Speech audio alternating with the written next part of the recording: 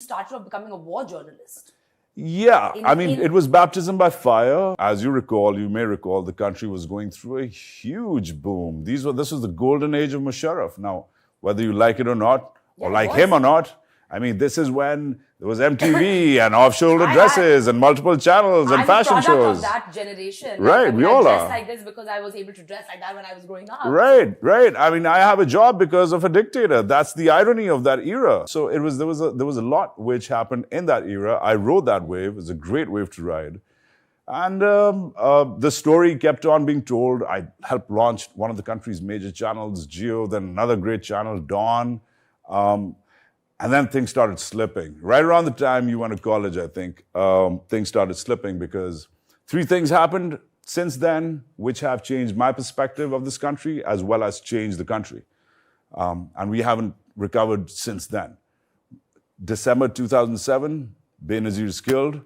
6 months later, by May, June 2008, Musharraf's out. And another 6 months after that, Mumbai is attacked. Yeah. And it was almost clinical.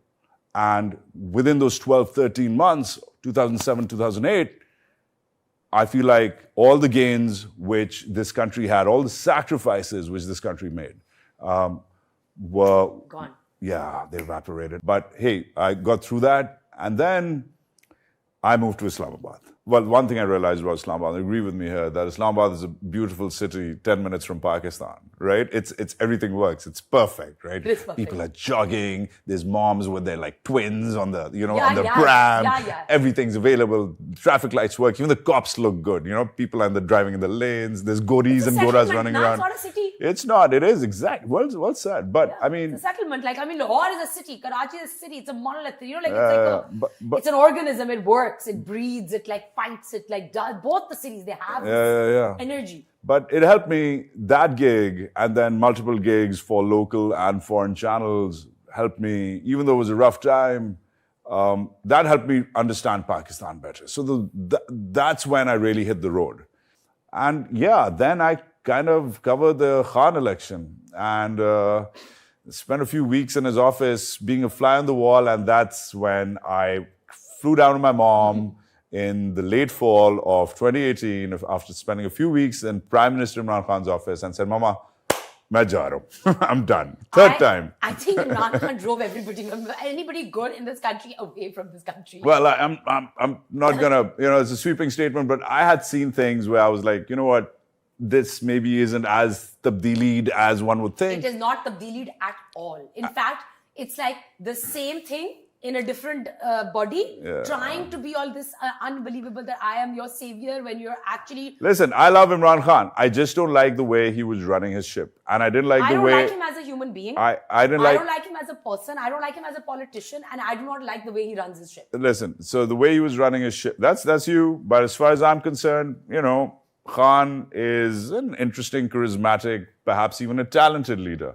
But the way he was a leader, but sure. Okay. But people do vote for him. Millions of people voting for you qualifies you as a leader. But at the end of the day, to answer your question initially posed about the reality show that is Pakistani television. Yeah, but I was going to come back to it now. / politics. I don't know what to tell you. It's listen.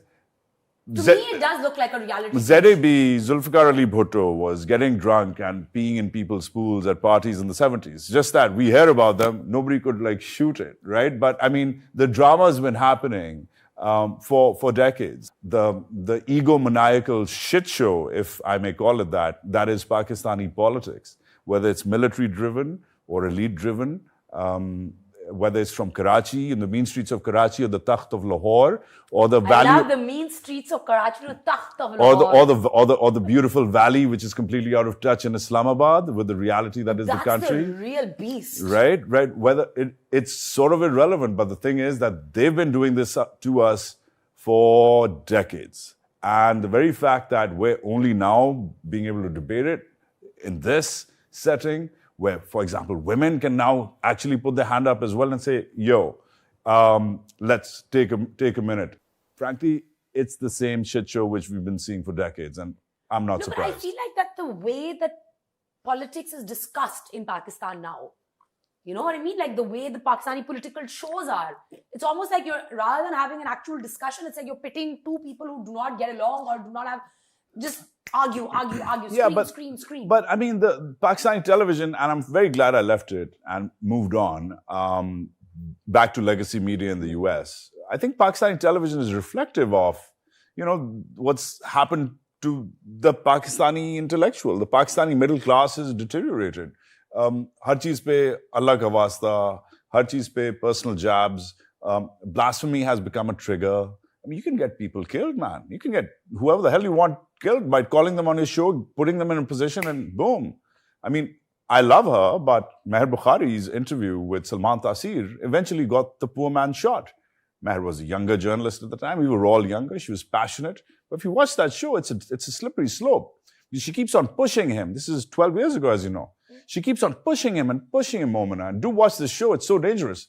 And he finally says, what's your problem? This law sucks. Blah. I mean, the man is entitled. He's the serving governor of Punjab. He's entitled to say what he has to say. But she was so reproachful about it that eventually prosecution ended up proving that the guy who killed him, his bodyguard, ended up saying, oh, I was affected by this show.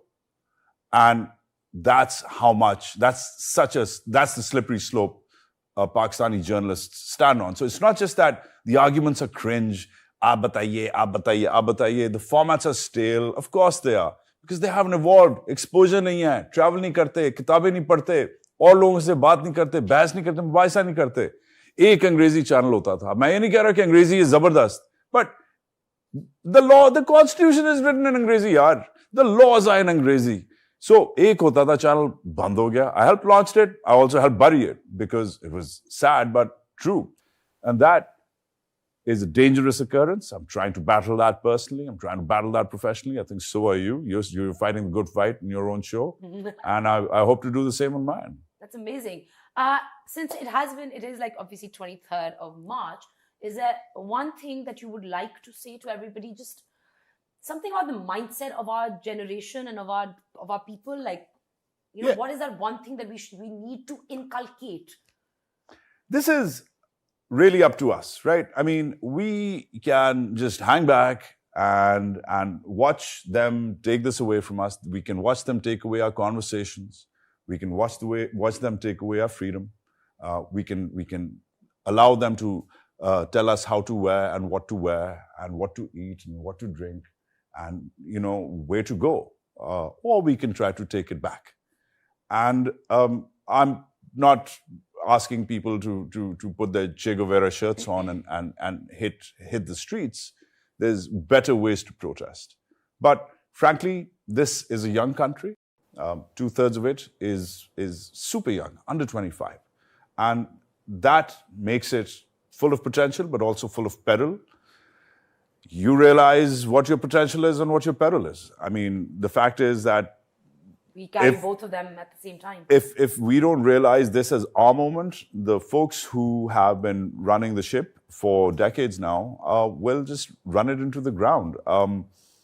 I think this is when we step up. I know I'm being oblique. I don't have any solutions, but I have a demand. I have a demand.